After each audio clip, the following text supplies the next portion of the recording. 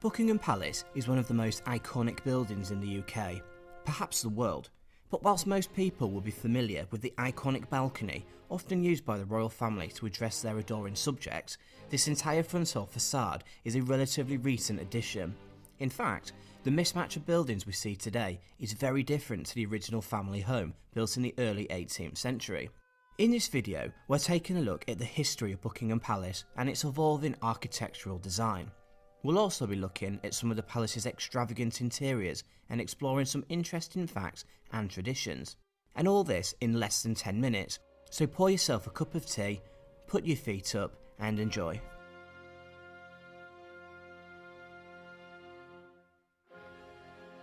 Situated in the city of Westminster, Buckingham Palace is the official London residence of the royal family and the administrative headquarters for the Queen. It was not always so, however. Nestled at the core of the palace sits the original building where it all began. This original private townhouse was built by John Sheffield, 3rd Earl of Mulgrave and Marquess of Normandy in 1703, and was appropriately named Buckingham House after the Earl became the Duke of Buckingham. The house remained largely untouched until it was bought by King George III in 1761. Still not intended as a palace, the house was used as a comfortable family home for the King's wife, Queen Charlotte.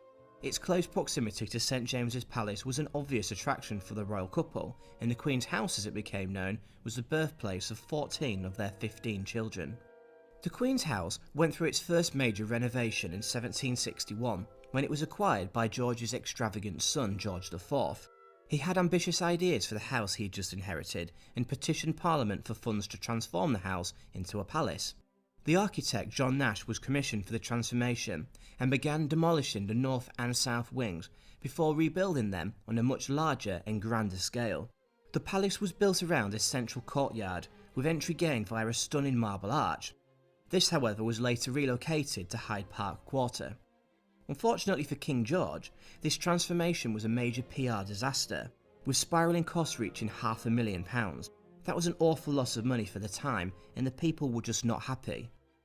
Unbelievably, the king never got to move into his fairy tale palace, and it remained unoccupied until Queen Victoria came to the throne in 1837. Unfortunately for Victoria, her first few years at the palace were far from comfortable. Due to financial constraints and a desire to rush through completion, a number of design flaws throughout the palace led to some pretty dire living conditions. One such issue was that a design flaw in the chimneys resulted in them smoking so badly that the fires could not be lit. This left the palace freezing cold, and residents were unable to live there comfortably. As if this wasn't bad enough, ventilation was also poor, and left rooms smelling stale and musty. Another issue led to concerns regarding gas lighting, and it was believed that a gas explosion could result in the entire ground floor being blown up. A further design flaw meant there was also a significant lack of nurseries and visitor bedrooms. These issues were later rectified by architect Edmund Bloor, who added an additional floor to the palace and also built the iconic East Wing. This contains a famous balcony which was first used by Queen Victoria in 1851 when she greeted the public during celebrations for the opening of the Great Exhibition. There were very few additions to the palace for the next few decades, but damage caused by pollution resulted in the East Wing going through a facelift in 1913. This new frontage was completed just before the First World War and gives the palace the iconic look we enjoy so much today. The palace we see today has a staggering 775 rooms, including 19 staterooms, 240 bedrooms, 92 offices and 78 bathrooms. Among some of the palace's most extravagant rooms are the staterooms. Fortunately, these are accessible to members of the public for much of the year. The staterooms are public rooms which have traditionally been used to entertain guests and visiting dignitaries. They are used in the same way today by the Queen to welcome and entertain politicians, monarchs and other VIPs. The staterooms consist of 19 rooms beautifully designed by King George IV's architect John Nash. These rooms are striking and furnished with some of the finest items from the royal collection. Pieces include paintings from the likes of Van Dyck and Canaletto and some of the finest pieces of furniture in the world. Some of the grandest staterooms include the dominating throne room with its beautiful chandeliers and deep red walls, the music room, which is used for royal christenings and where guests are presented to the Queen, and the exquisitely furnished white drawing room, which is used as an extravagant reception room by the royals. The largest room in the palace is the Grand Ballroom. This is also used as a banquet hall when the Queen is entertaining important guests. The ballroom was also the first room to be fitted out with electricity in 1883. So, some interesting facts about Buckingham Palace.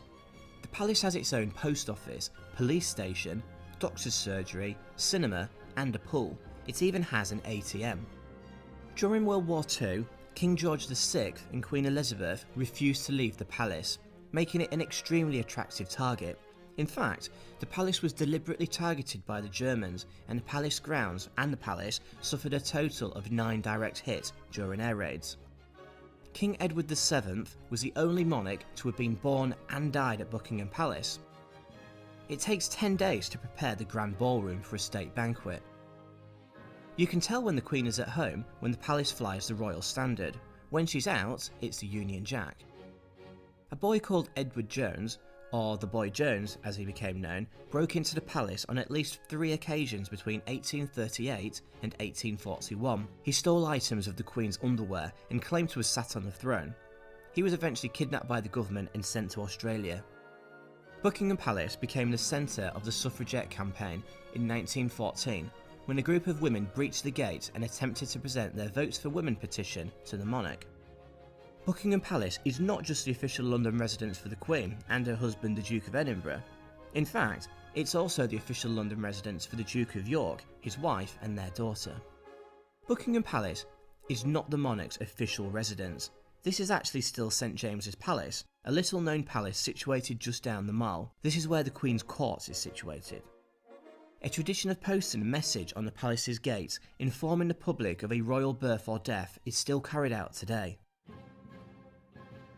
So then, Buckingham Palace has had a very colourful and at times controversial past. This may be why it is such a popular destination for visitors, but for many people it signifies what is great about Britain and its royal family. People wanting to experience a bit of tradition will not be disappointed with all the pomp and circumstance that comes with the royal family. The changing of the guard is a long tradition at the palace and is sure to impress visitors. This formal ceremony is conducted every day and sees the old guard being replaced with a new one. The Queen's Guard are easily distinguishable by their traditional red tunics and bearskin hats. The Queen's Guard can also be seen once a year in June, when the Queen's unofficial birthday is celebrated. This traditional ceremony is known as Trooping of the Colour and is concluded with a Royal Air Force flypast at Buckingham Palace. Just as in 1761, controversy surrounding the palace's finances are very much prevalent today. In fact, in late 2016, an announcement that Buckingham Palace requires a £369 million refurbishment has got people really wound up. Why, they argue, should the taxpayer finance a royal restoration project when so many people are struggling to get by? We must consider, however, that Buckingham Palace is not just the Queen's home. It's also a historically significant building of national interest, and arguably, the royal family, their estates and their traditions likely bring more into the economy than what these restorations will cost. So surely it's a good investment. Either way, it will be a real shame to see such an iconic building fall into a state of disrepair. After all, Buckingham Palace alone attracts over 500,000 visitors every year, and it makes for a truly magical experience. Let me know what you think in the comments below.